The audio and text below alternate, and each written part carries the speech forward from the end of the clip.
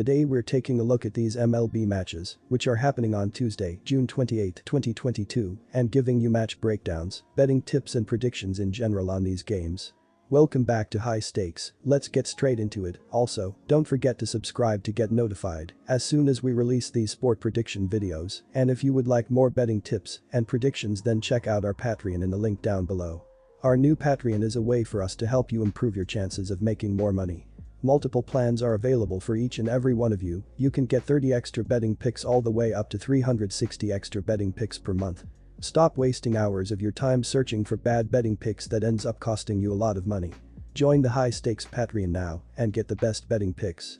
Going back to our video, we will give you 2 betting picks for each game, a team pick and a total pick based on facts and detailed explanation.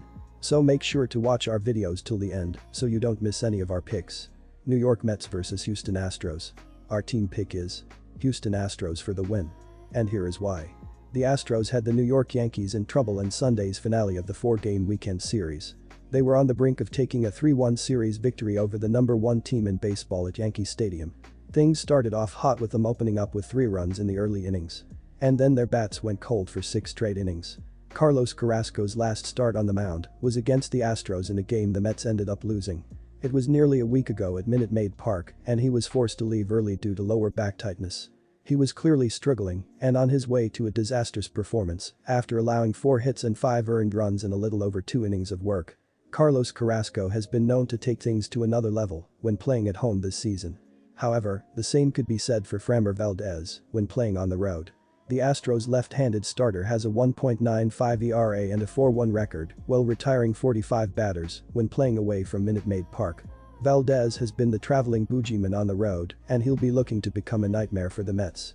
With Carrasco returning from his back issues, it's hard to know how he'll react when staring down an Astros batting lineup that should be hitting with confidence after splitting even with the New York Yankees. Granted, the Mets have been tough to beat at home this season, but the Astros are consistently finding a way to get the job done regardless of location. They're tied with the Los Angeles Dodgers for the most road wins in the league.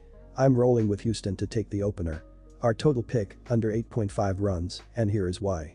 Houston has won 8 of its last 11 overall, while New York has struggled against opponents from the American League West, losing 9 of the last 12. The Astros have won each of the last 5 head-to-head against the Mets. New York Mets starting pitcher Carlos Carrasco was defeated by the Houston Astros last Wednesday 5-3 after allowing 5 runs on 4 hits across only 2 innings, including serving up 3 home runs. Minnesota Twins vs Cleveland Guardians. Our team pick is Cleveland Guardian for the win, and here is why. Josh Winder will make his 9th appearance of the season in Game 2. Winder was clobbered in his latest outing, conceding 5 runs on 9 hits in 3.2 innings against a poor Athletics offense and was tagged with a loss to even his record at 2-2. The rookie right-hander has struggled in 2 straight performances but enters with a strong 3.68 ERA and a 1.23 WHIP in 29.1 innings pitched. Winder is battling the Guardians for the first time in his career in this one. The Twins have been inconsistent recently, but were able to end a streak of 3 consecutive series defeats by winning 2 of 3 home games against the Rockies this past weekend and now stand in first place. Minnesota has lost 2 out of their last 3 series due to mediocre pitching. Connor Pilkington will make his 9th outing of the season on Tuesday night. Pilkington had trouble in his latest outing on June 15 at Coors Field, conceding 4 runs, 2 earned, in 4.1 frames against the Rockies, and was able to escape with a no decision in a game Cleveland won. The rookie southpaw has been hit or miss in his limited action this season and has recorded a 3.67 ERA and a 1.56 WHIP accompanied by a 1-0 record in 27 innings pitched. The Guardians always seem to be competitive and in contention for a playoff spot. They have the pitching ability to win the AL Central this season and rank near the top in many pitching categories. The Guardians have cooled down. They issued a 3-game home sweep by the Red Sox on the weekend and are 3 games back of Minnesota. The Guardians are in need of some wins, and this is a great opportunity. The Twins are opting for Josh Winder in Game 2. The rookie has not fared well in his last 2 outings, conceding 9 runs, 8 earned, in only 7 innings, including a poor outing against an abysmal A's offense. He did not make it past the 4th inning in those 2 performances. Furthermore, the Twins are only 4-4 in their last 8 games.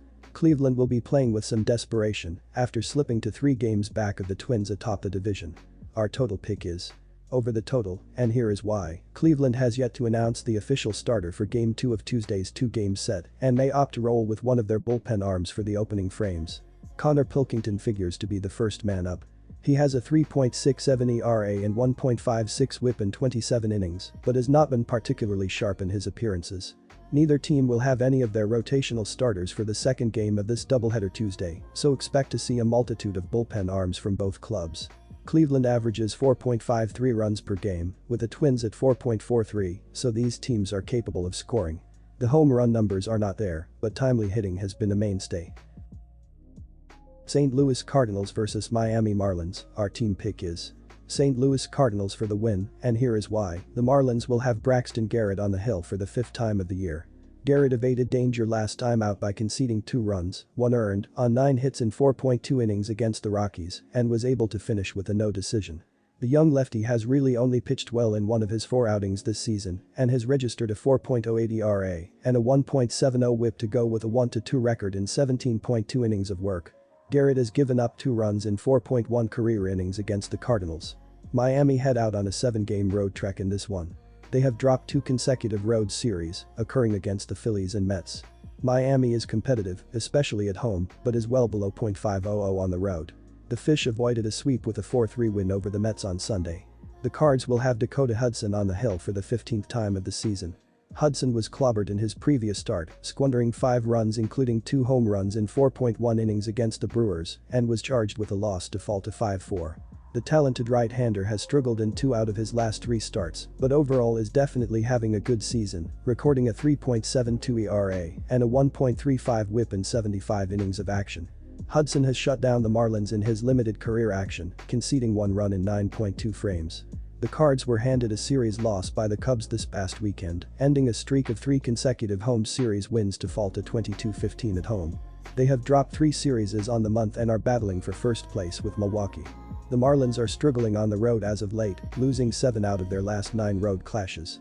The Cardinals have won 9 out of their last 13 home games. Marlins starter Braxton Garrett can't be trusted against this offense.